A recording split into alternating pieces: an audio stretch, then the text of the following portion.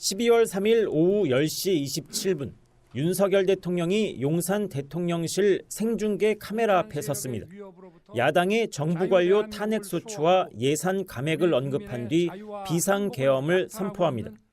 파렴치한 종북 반국가 세력들을 일거에 척결하고 자유 헌정 질서를 지키기 위해 비상계엄을 선포합니다.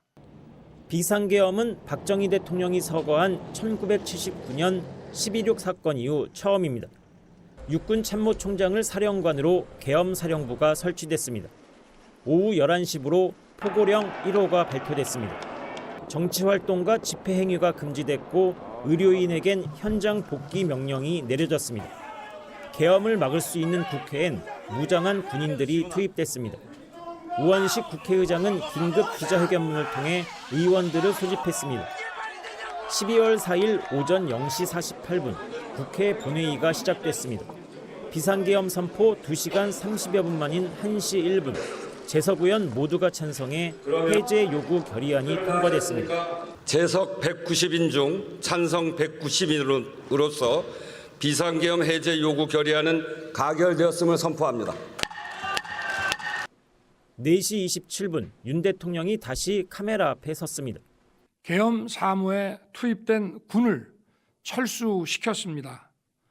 바로 국무회의를 통해 국회의 요구를 수용하여 계엄을 해제할 것입니다. 합동참모본부는 오전 4시 22분부로 투입된 병력을 복귀시켰다고 밝혔습니다. 4시 30분 국무회의에서 해제안이 의결되면서 45년 만의 비상계엄은 6시간 만에 끝났습니다.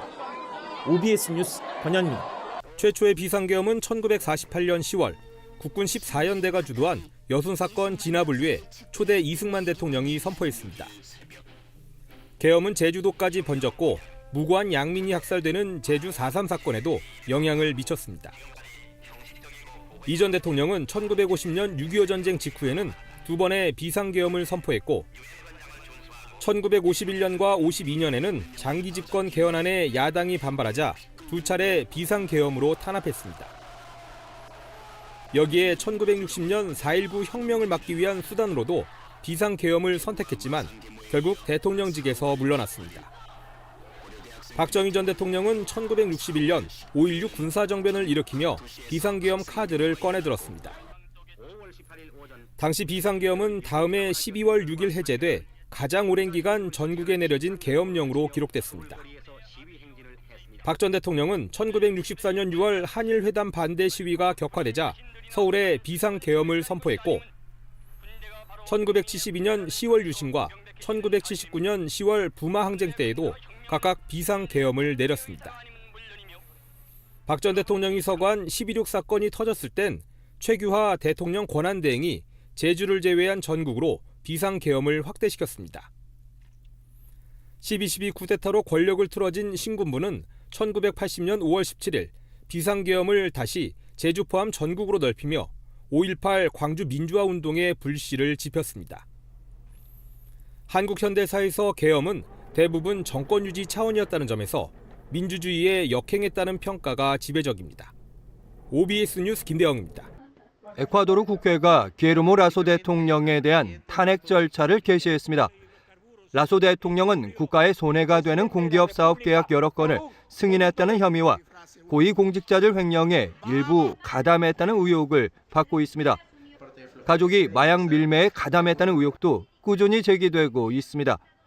en el que se ven beneficiados tanto el mismo contratista como intermediarios y la red de corrupción que encabezó Guillermo Lasso Mendoza a través del señor Hernán Luque Lecaro. 라소 대통령은 탄핵 심판을 위한 본회의에 출석해 모든 혐의를 부인했습니다. 야당이 증거도 없이 의혹을 제기하고 있다며 정치적 목적을 위한 음모라고 비판했습니다.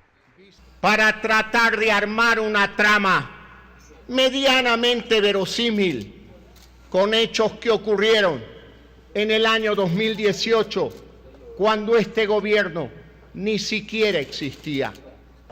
본회의가 끝나면 닷새안의 투표를 위한 회의가 소집되는데 가결에 필요한 재적의원 3분의 1을 넘기기는 어렵지 않은 상황입니다. 다만 변수가 하나 있습니다. 탄핵 투표 전 라소 대통령이 국회 해상권을 발동할 경우입니다. 이 경우 탄핵을 피하고 6개월 후 대통령 국회의원 동시 선거가 치러질 때까지 대통령직을 유지할 수 있습니다. 하지만 대신 2년간의 자녀 임기를 포기해야 해서 현지 언론은 동반자살이라고 부릅니다. 어느 쪽이든 극심한 혼란이 예상됩니다. Ya le mandan a Lazo, ¿quién viene? ¿Quién nos gobierna? Es un poco complicado. Para que nos venga más, diga usted, más inseguridad, no. 라소 대통령은 지난해부터 경제 위기와 급증하는 범죄에 제대로 대응하지 못하면서 지지율이 떨어졌습니다. 결국 탄핵 위기까지 맞닥뜨리면서 에콰도르의 정치와 경제, 사회 전반의 불안정은 점점 커지고 있습니다. 월드뉴스 유영선입니다. 푸틴 러시아 대통령이 헤르손 등 점령지 4곳에 군사권을 발동하는 계엄령을 공식 선포했습니다.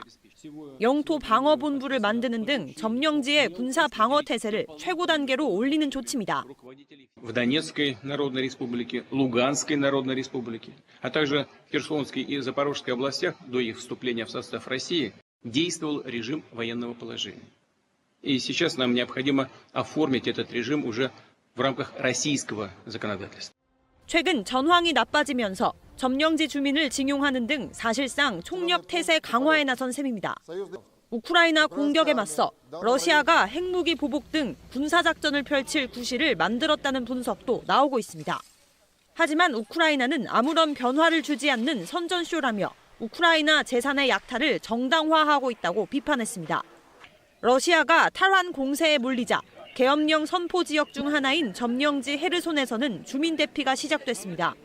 친러 성향을 보였던 중국과 인도마저 자국민에게 대피령을 내린 상황.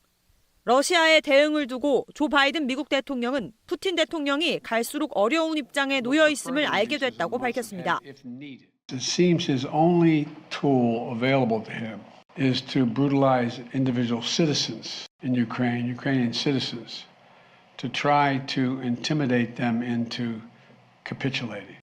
미 국무부도 위기에 몰린 러시아가 점령지 통제를 위한 절박한 전술을 펼치고 있다고 지적했습니다. OBS 뉴스 황다인입니다. 브라질 하원이 낸 탄핵소추 요구서는 지금까지 120건.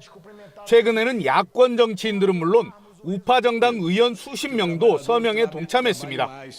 일반 시민들의 청원은 10만여 건에 달합니다.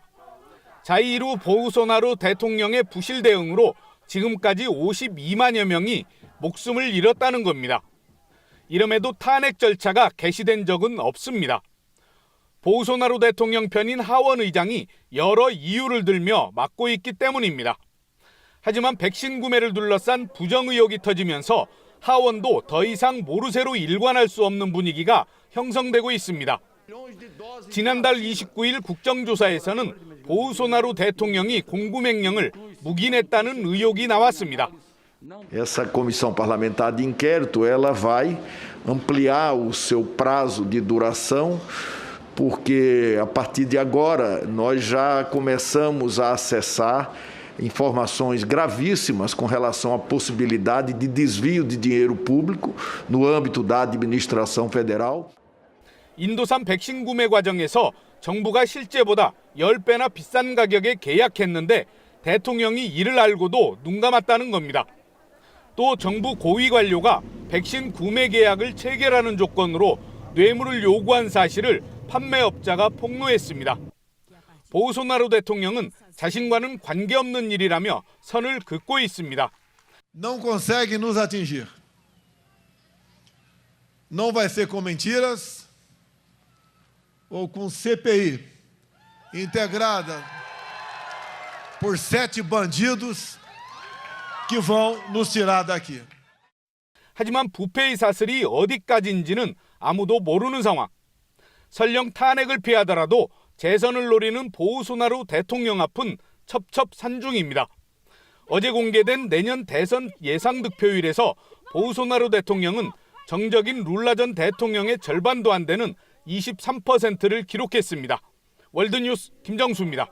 미 민주당이 임기를 13일 남겨놓고 있는 트럼프 대통령에 대한 탄핵을 검토하고 있습니다. 공화당 내 상당수 의원도 여기에 동조하고 있습니다. 남은 기간 트럼프 대통령이 무슨 일을 벌일지 모른다는 불안감이 가장 큰 이유입니다. And by inciting sedition as he did yesterday, he must be removed from office. While it's only 13 days left, any day can be a horror show for America. 트럼프 대통령을 이성적으로 보좌할 참모진이 줄줄이 사퇴한 것도 하루빨리 백악관을 정상화해야 한다는 주장에 무게감을 주고 있습니다. 당초 민주당은 탄핵과 함께 비상시 부통령이 대통령의 권한을 정지시킬 수 있도록 한 수정헌법 25조를 검토했습니다.